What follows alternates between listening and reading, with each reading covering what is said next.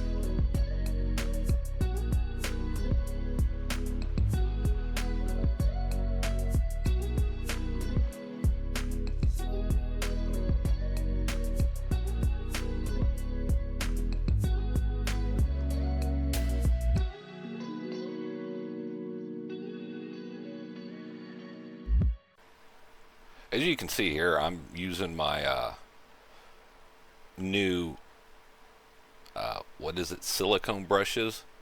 These things are cool. Uh, yeah, I've seen other people use them and stuff before, and I I picked them up probably a year or so ago, but I've never actually got a chance to use them. So when I started filling this gap, originally I was thinking, oh man, what am I going to use? And I have some, I think, 1/8 inch or 2 millimeter round wood rods for some of my scratch building stuff and dioramas.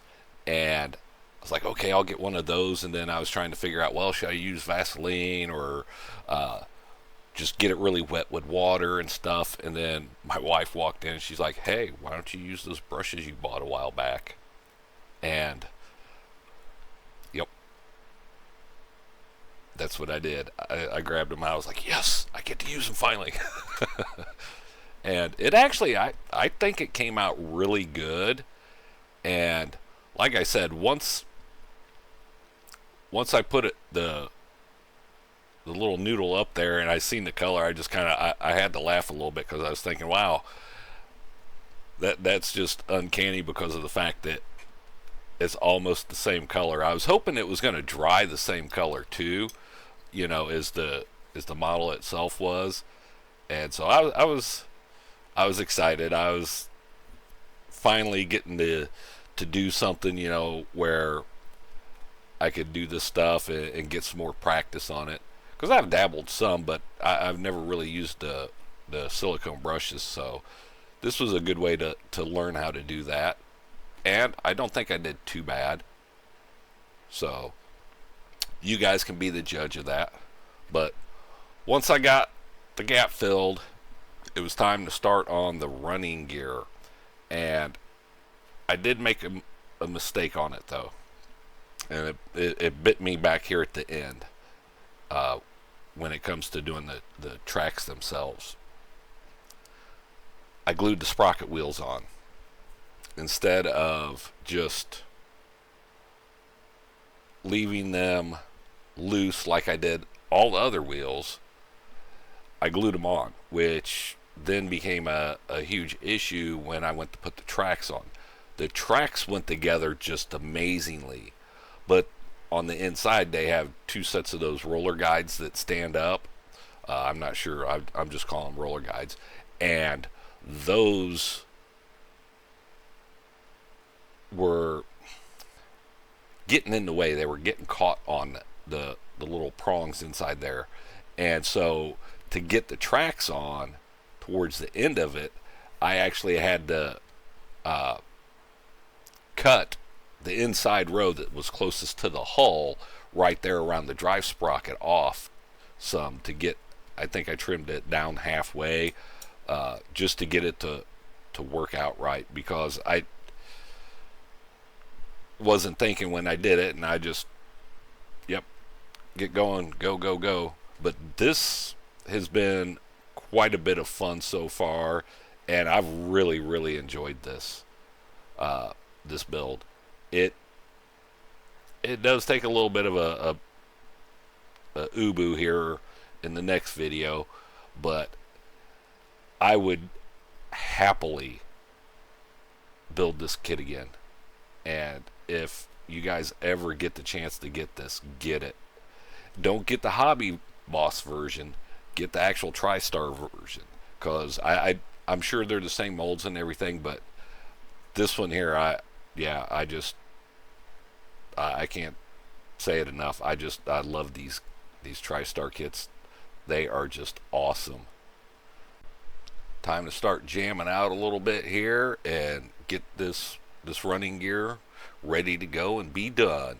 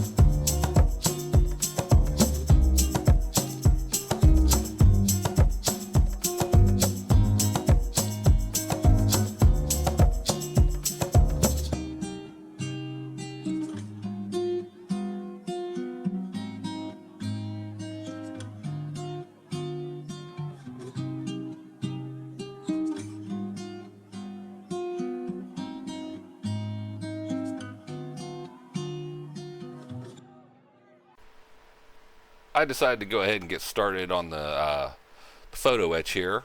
I didn't know that, or I've never had it where photo etch where I've had to use a pen to get the grooves in there. So that was cool. I was able to use that on my really super thin stainless steel, and it works. So that was cool.